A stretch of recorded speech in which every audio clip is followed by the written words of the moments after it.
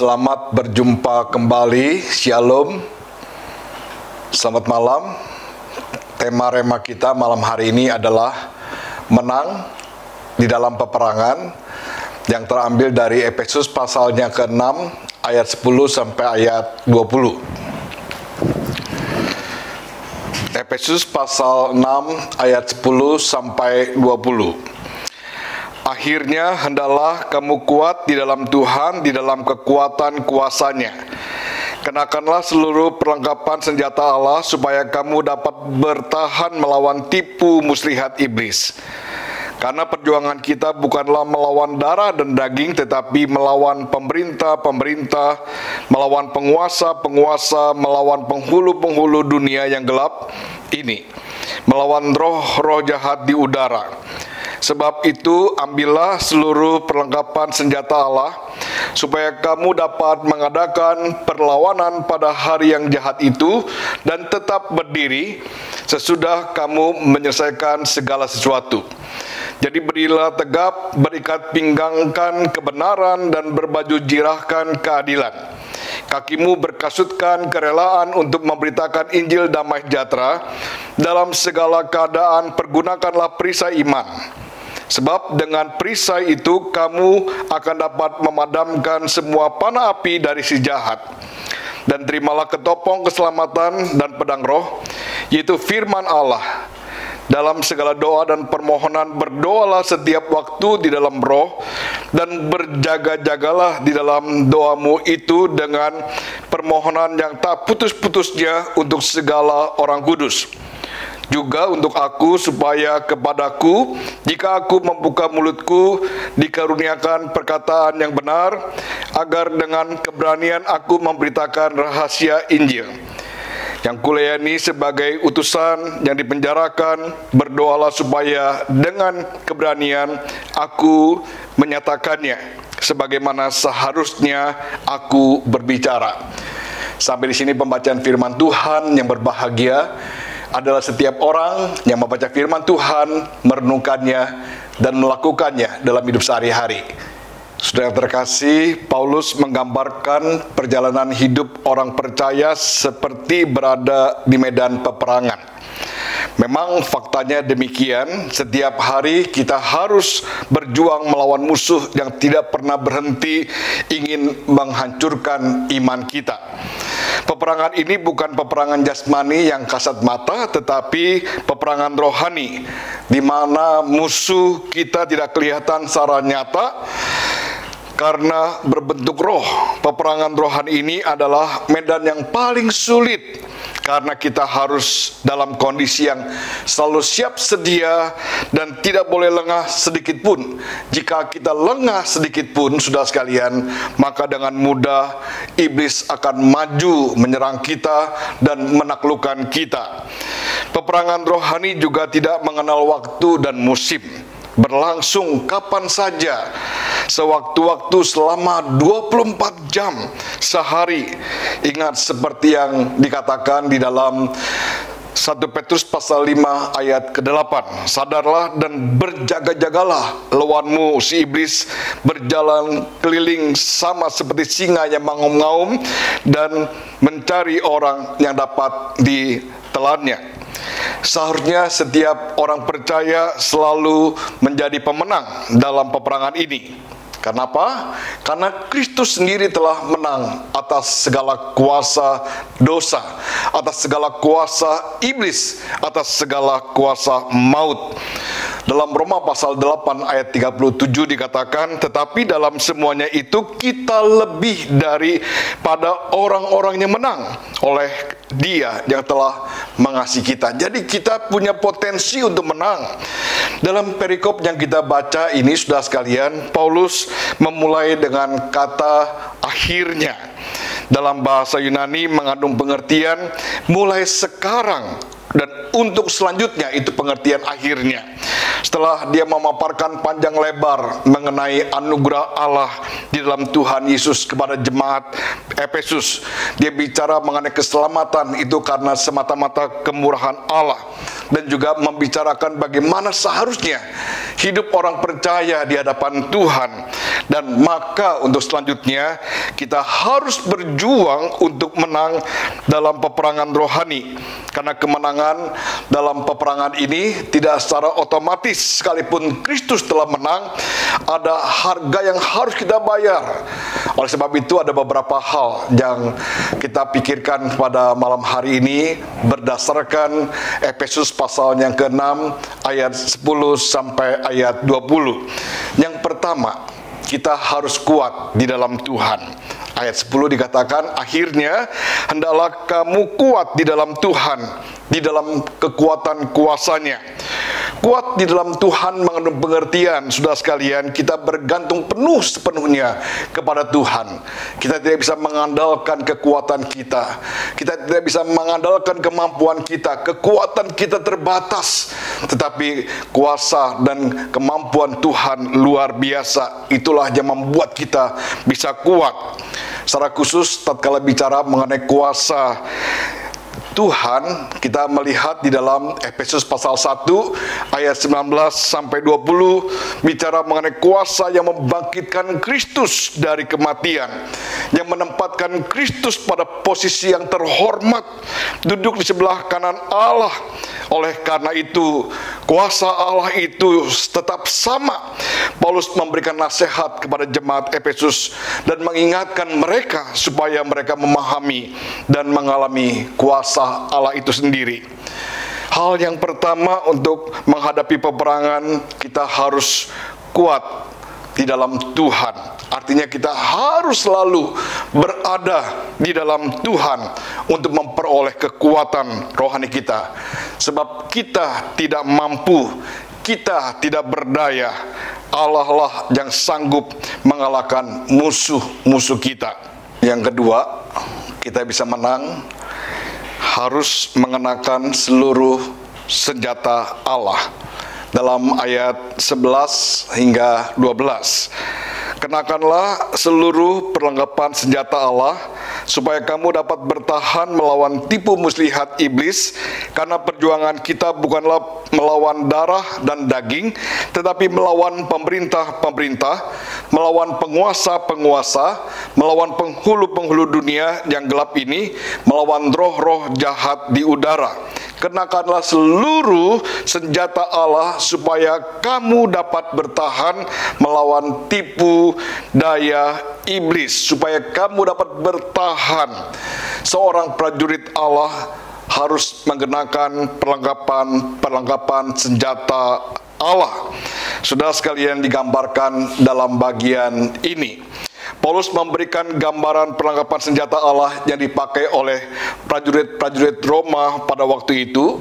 Perlengkapan senjata itu ialah ikat pinggang, baju jira, kasut kaki, perisai, ketopong, dan pedang. Perlengkapan senjata ini adalah untuk melindungi diri supaya kamu dapat bertahan dari serangan musuh. Kita tidak mempunyai pertahanan yang baik kalau kita tidak mempunyai perlengkapan yang baik, saudara sekalian. Kita akan mudah kalah kalau kita tidak memiliki perlengkapan pertahanan yang baik ini. Kita akan mampu bertahan melawan musuh jika kita menggunakan seluruh perlengkapan senjata Allah, bukan sebagian, tetapi seluruhnya. Maka dengan mudah kita akan menang. Kita akan mampu bertahan melawan musuh jika kita menggunakan seluruhnya, bukan sebagian. Tuhan sudah memberikan seluruh perlengkapan senjata Allah supaya kita kuat dan supaya kita menang. Namun yang menjadi masalah, saudara sekalian, kita tidak mampu dan tidak mau menggunakan perlengkapan senjata Allah. Kita pasif dan tidak mempunyai semangat berjuang. Akibatnya kita kalah menghadapi peperangan rohani. Dengan kata lain, saudara sekalian, kita harus memiliki dan mempraktikkan kebenaran firman Tuhan dan mengandalkannya sebagai kekuatan untuk melindungi kita di saat iblis menyerang kita, sehingga kita bisa menjadi menang. Yang ketiga, kita harus melawan musuh. Kita harus melawan iblis. Kita harus menyerang. Itu dikatakan dalam ayat 13. Sebab itu ambillah seluruh perlengkapan senjata Allah supaya kamu dapat mengadakan perlawanan. Dalam ayat 11 menggambarkan tindakan pasif, bertahan, defensif. Tetapi dalam ayat 13, saudara sekalian, menggambarkan tindakan yang aktif, menyerang, melawan, ofensif. Yang menarik dari kedua ayat ini, baik bertahan maupun mengadakan penyerangan atau melawan, Paulus tetap memberikan pesan supaya kita mengenakan seluruh perlengkapan senjata Allah. Artinya dalam peperangan rohani, aspek bertahan dan menyerang merupakan satu kesatuan. Kita tidak akan bisa menang hanya dengan bertahan. Kita juga tidak mungkin menang hanya dengan menyerang tanpa bertahan. Seperti pertandingan sepak bola atau tinju atau pertandingan-pertandingan yang lain, saudara sekalian, aspek menyerang dan bertahan harus menjadi bagian di dalam sebuah pertandingan sehingga menang. Tuhan memakai firman Tuhan sebagai perisai sekaligus juga sebagai senjata menghadapi pencobaan yang dialaminya. Kalau kita mempelajari dalam Injil Lukas pasal keempat atau Injil Matius pasal keempat tentang pencobaan Tuhan Yesus, dia selalu mengatakan apa? Ada tertulis. Demikian pula ada tertulis, dan seterusnya. Nah, saudara sekalian, kita melihat bahwa Tuhan memakai firman Tuhan sebagai satu bentuk pertahanan dirinya, tetapi juga sebagai bentuk menyerang akan iblis. Yang keempat, harus waspada. Itu dikatakan dalam ayat yang ke-18 sampai 20. Selain kita mampu bertahan dan juga menyerang untuk mengalahkan iblis, seorang prajurit juga harus tetap senantiasa waspada, berjaga-jaga dan tidak boleh lengah, sebab musuh masih berkeliaran. Memang musuh pergi jauh setelah kalah, tetapi dia tetap mencari waktu. Ketika yang baik tatkala kita lengah, dia datang kembali dan menyerang kita. Tuhan pada waktu dia dicobai dalam Injil Lukas pasal yang keempat atau dalam Injil Matius juga pasal yang keempat, apa yang terjadi? Dikatakan iblis mundur dan mencari waktu yang tepat untuk kembali. Kita melihat juga dalam Lukas pasal yang ke-11 ayat yang ke-24 sampai 26 dikatakan kalau roh jahat keluar dari seseorang kemudian mencari tempat perhentian, tetapi ketika melihat rumah yang ditinggalkan itu bersih, tersapu, rapi, teratur, tetapi kosong, kemudian dia mengajak akan 7 roh yang lain yang lebih jahat untuk berdiam di sana. Kita harus berdoa dan berjaga-jaga, tetap waspada, saudara sekalian. Tidak boleh lengah sedikit pun. Tuhan sudah memperlengkapi kita. Kenakanlah seluruh perlengkapan senjata Allah. Kita berjuang meraih kemenangan. Kita harus teguh bertahan, mampu menyerang, dan senantiasa kita waspada terhadap musuh, sebab kita dapat menang. Roma pasal 8 ayat 37 mengatakan, tetapi dalam semuanya itu kita lebih dari orang-orang yang menang oleh Dia yang telah mengasihi kita. Kiranya Tuhan menolong kita. Mari kita berdoa. Bapa di surga, terima kasih untuk renungan malam hari ini yang boleh mengingatkan kami harus menang di dalam peperangan iman kami. Ampuni kami Tuhan kalau sepanjang tahun 2020 ini banyak kegagalan yang telah kami lakukan karena kami tidak menggunakan perlengkapan senjata Allah dalam peperangan rohani kami. Kami mengandalkan kekuatan dan kemampuan kami sendiri. Tuhan, biarlah lewat rema malam hari ini boleh menolong kami lagi untuk kami boleh mengalami pembaruan diri. Kami mau bergantung penuh kepada Tuhan sehingga kami mampu mengalahkan pencobaan-pencobaan dalam kehidupan kami. Biarlah di tengah-tengah kondisi pandemi kami tetap boleh berkarya bagimu. Kami boleh tetap menjadi pemenang-pemenang iman sehingga nama Tuhan dipermuliakan dan kami sungguh boleh hidup semakin berkenan di hadapan Tuhan. Bapa di surga, terima kasih Sebentar lagi kami akan merayakan hari kelahiran Tuhan Yesus. Biarlah kami boleh menyambutnya dengan baik. Sekalipun kami memiliki keterbatasan, tidak seperti biasa kami merayakan Natal. Tahun ini merupakan tahun yang khusus bagi kami melakukan Natal, merayakan Natal secara virtual. Tapi biarlah jangan sampai kami kehilangan makna. Biarlah membuat kami makin mengasihi Tuhan, setia kepada Tuhan.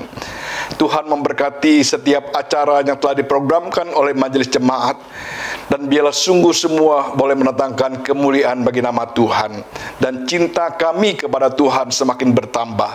Berkati acara malam Natal, untuk kebaktian Natal, demikian juga untuk kebaktian Natal komisi, dan bila Tuhan yang boleh memakainya menjadi alat berkat.